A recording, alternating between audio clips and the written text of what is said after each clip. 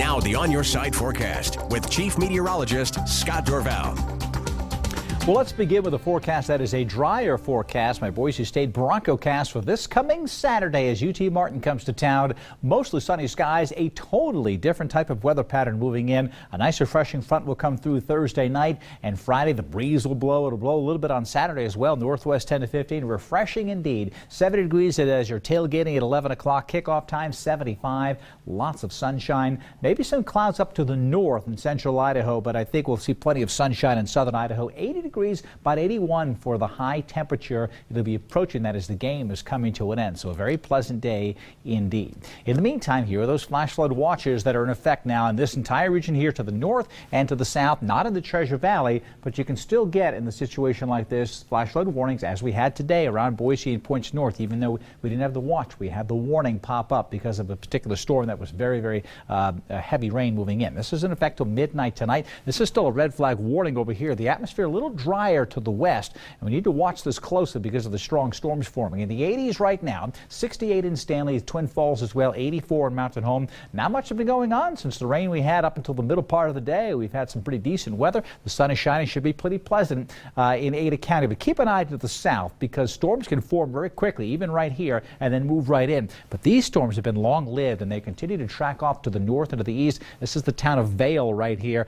and this storm system, the way it's going, if it holds together, could bring, I think, a lot of hail with this and a lot of lightning and some heavy downpours in the middle, and that could track up towards Ontario a little bit later as well. So we'll keep an eye on that storm system throughout the evening. In the meantime, is the cool low pressure that's been sitting offshore teasing us for weeks now will finally push through as we head towards Thursday night. It'll bring rain up to the north, but there's energy spinning around the storm system interacting with all this moisture to the south. Look at this right here. This is redeveloping. Computer charts don't show much overnight tonight, but I'm going to keep an eye on this because this gets me a little concerned that we may actually have some showers and storms later tonight as well as that moisture moves in. Visible, or I should say the water vapor satellite, takes a look at the entire atmosphere and shows you where the dry air is and the moist air is, and this is where the general dry air is, this orange showing up, but it got hot in here because the sun was shining, and that caused these storms to form with energy in the upper atmosphere. These are long-lived storms. You can get severe weather, maybe rotation. I don't want to say there'll be a tornado here, but it's not out of the question. This is the type of storm that can produce that. These are some pretty strong storms tracking to the northeast Oregon up towards Lewiston, a severe thunderstorm warning,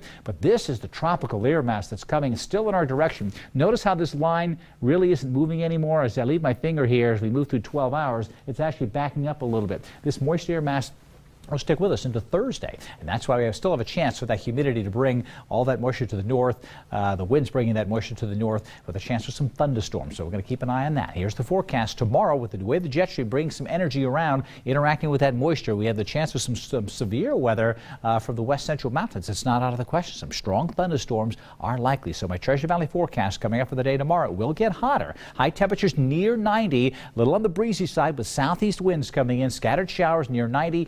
It looks like the best chance for rain tomorrow will be more towards the other half of the day, the afternoon, as opposed to the morning. In the west central mountains, the same story. Showers and thunderstorms around. They could become numerous later today. Watch out for some strong storms. Valley County, points north and westward. Even in the Boise Mountains, some very heavy downpours are still possible. So keep that in mind. And while the Magic Valley tomorrow, I still think for the most part, we have a good chance for showers and storms. We had a lot of rain during the early afternoon. It's been drying out. We still have a chance for some more heavy downpours developing tomorrow as well, with temperatures in the upper 80s. Here's my On Your Side extended forecast with a big change in the weather coming in. That moist air mass overhead through Thursday for the Treasure Valley, with a chance for storms from time to time, now favoring Wednesday evening and Wednesday night, and even during the afternoon on Thursday, storms could pop up. Sunshine will be mixed in from time to time. On Friday, I think we're going to increase the sun in the Treasure Valley, the breeze as well. Look at the cooler weather start to move in. Low temperatures go from 70 the other day down to 54 on Saturday morning, and a very pleasant weekend with a high temperature around 80 or low 80s. Very comfortable mornings. Don, you can get your grass cut this weekend, maybe just before or after the Bronco game, and then it starts to get a little hotter again on Tuesday. But a lot of folks trying to cut their grass, and this morning I saw a lot of long grass because nobody cut it over the weekend. Right. Sure. It's going to be a forest by next Saturday, or this coming Saturday. Yeah. And that rain really seems to make the grass grow faster. Yeah, it sure does. Refreshing, though, I have to admit. Oh, it was nice. Yeah. All right, thanks, Scott. Coming up on today's 6 on Your Side, Dennis Rodman is on another basketball diplomacy tour. Up next, what the former NBA star hopes to accomplish in communist North Korea. And a dream to swim the ocean blue. Still ahead, after more than 2 days in the Gulf of Mexico, a world-class endurance athlete talks about her inspiration to be the first to swim from Cuba to the United States. Don Nelson, Michelle Edmonds, Chief Meteorologist Scott Dorval, Sports with Paul Gerke. This is Today 6 on your side at 6.